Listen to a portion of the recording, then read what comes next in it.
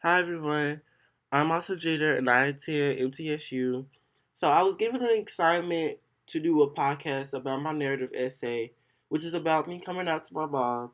And the reason why I chose my narrative essay is because I feel as though it's a good way to people to learn and experience stuff that I went through as a person, as a child, and through the 19 years of my life. I was a very angry child. I know I'm exposing myself during this whole process, and that's an ugly picture. But that's besides the point.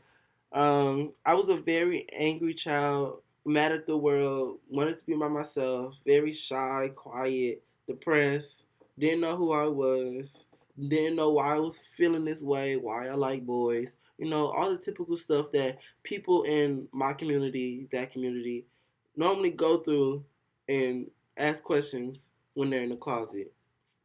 So, I wanted to talk about my mom. She was supposed to be my guest star. Hi, mom. She wasn't feeling good. Shout out to mom. Love you. And my mom is a wonderful, wonderful person. She loves me to death. Um, and our relationship was kind of strained at the beginning. We were always getting arguments, you know, because I wasn't being open with her and myself. But I love this woman to death, to death. And oh, look how beautiful she is. Don't y'all love my mama? But she is a big part of the reason why my whole world changed and why I'm telling this story. But so the story is on Christmas Eve 2 years ago, around 16 or 17, or I was 16 turning 17. I told my mom I was gay, and that's when my whole life changed. My attitude, everything. So on that Christmas Eve at night, I went to an ugly Christmas sweater party. I had to come with my swag. I had the best. The Christmas ugly sweater. I had Santa Claus on. He had a chain with the little bell on it with sunglasses. He had the little sequin hat on. I had to show these people what's up. So we went to that party. It was a typical Christmas party. Old people getting drunk, parents getting drunk, kids just looking around like, okay, when is it time to leave? I'm looking at my watch. So, I mean, yes, we had a good time. We had a wonderful time. But towards the end of the night, I asked my dad, can I spend the night with him so I can open my presents with him?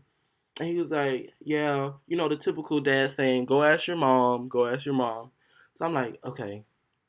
So once he dropped me off at my mom's house, so I could pack my bag. I asked my mom if I could spend the night, and she said no immediately. So I'm like, okay, why can't I go? She was like, I want to spend time with you. You always spend time with your dad for Christmas and yada yada yada. And at that young age, I didn't really consider other people's feelings but my own. And that experience, that's growth.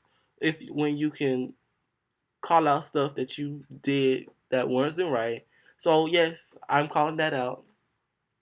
Um, so I had an attitude of throwing tantrums, not the type of tantrums like a 6 year old would, but like attitude. Normally, a hormonal teenager would be. I was slamming doors, and at that moment, my mom was about ready to wring my neck. Not literally, but that figure of speech. And she was just like, I don't know why you slamming doors in my house. I don't know why you're mad. All I want to do is spend time with you, yada yada yada. And that's when everything went left. Words were exchanged. It was kind of a blur actually. Like it was a lot of crying, like ugly crying, like the type of ugly cry that you see on soap operas, like the type of ugly cry that when the husband cheats on the wife, and she's sitting in the living room with her two bottles of wine, and her mascara is running and nose is running, like it was that type of ugly cry, and I was so mad that night. I ruined my Christmas sweater But that's besides the point.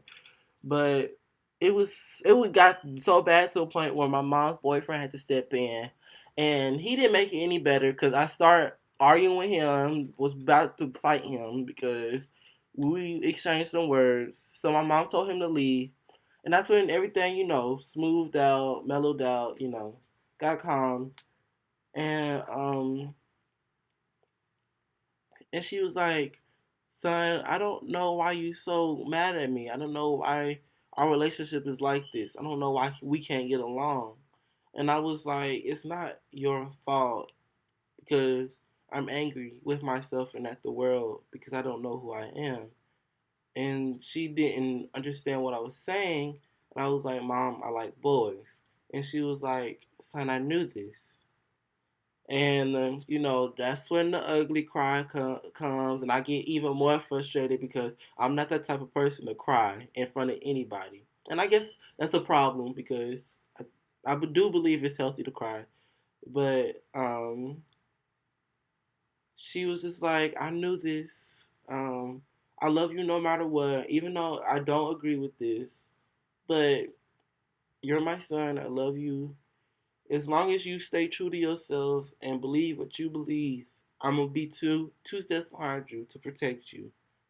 And that's when I had the ugly cry again. So the reason why I chose to do a podcast about my narrative is to be open, to be real, to let people know that it's okay, and let people know that certain words, that certain things that people say to you can change your life completely. Like, I was a very angry person. Like, I was so angry at anything. The smallest thing could make me so mad. If you picked up a pencil the wrong way, it made me mad. And I was like, ugh, I'm tired of being mad. I'm tired of being sick and tired, basically. And it was my responsibility to be able to turn that around. And that's part of the reason why I wanted to do a podcast about this for anybody who who is like me, who's going through this experience, or anybody who has a secret that is on their chest, or they can't express something, or scared to express something. It doesn't have to. They don't have to be gay. It could be anything about, like, anything, like a friendship, anything. I just want people to let people know that it's okay to let all that out. It's not healthy to let emotions build up over time, and it's okay. So it took, and I'm mad at myself that it took me almost 19 years to figure that out. But yes, I'm young. I'm in college. Yes, yeah, and it's okay because I'm still young, and I need to experience this stuff.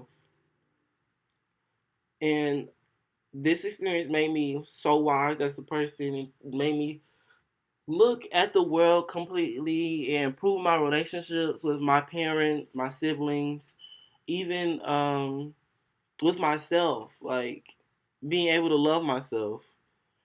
But yes, I just wanted to express why this moment was so important to me, so it can be important for anybody else. So I hope you like my podcast. I hope I didn't sound too ridiculous on this thing. Usually I don't do this stuff, but I'm glad I did it because it made me put me in a more vulnerable position, and I don't usually do that. But I really hope you like my podcast. I hope people can learn from it. But thank you for coming to my TED Talk. You know, I had to say it. But thank you for listening to my podcast, and hope you have a wonderful day.